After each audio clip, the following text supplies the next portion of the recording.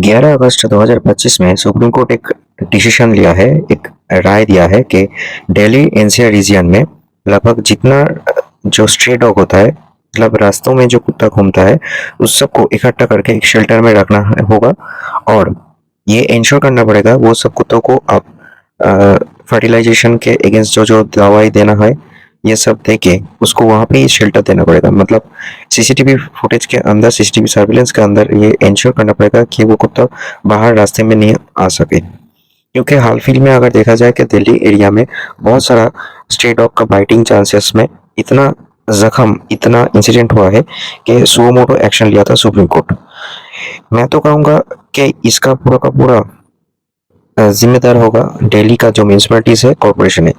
क्योंकि ये उनको ही देखना चाहिए था कि अब हर साल कुत्ते का जो फर्टिलाइजेशन हो और उसका जो पॉपुलेशन हो वो अगर कम होता तो ऐसा राय नहीं देना सकता था सुप्रीम कोर्ट ने।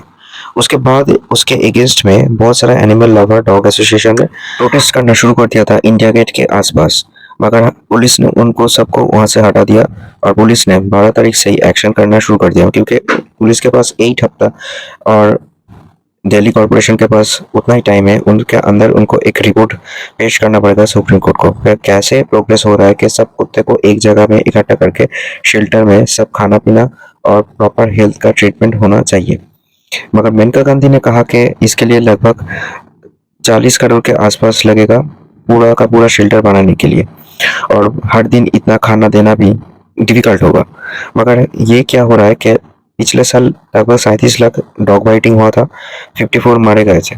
और हाल फिल में एक रील भी देख रहा था कि एक लड़की जाने के लिए उबेर मोटो का इस्तेमाल कर रहा है कि रास्ते में इतना सारा स्ट्रे डॉग आ रहा है। तो एनसीआर रीजन और दिल्ली रीजन इतना पॉपुलेटेड है और वहाँ पे सिविलाइजेशन डेवलपमेंट जल्द से जल्द बढ़ रहा है। तो उस टाइम पे अगर इतना कुत्ता रास्ते में आ जाएगा तो इंसिडेंट ऑफ द कैजुअलिटी और एक्सीडेंट बढ़ जाएगा। इसीलिए सुप्रीम कोर्ट ने एक राय दिया है कि सबको एक जगह में इकट्ठा करना पड़ेगा।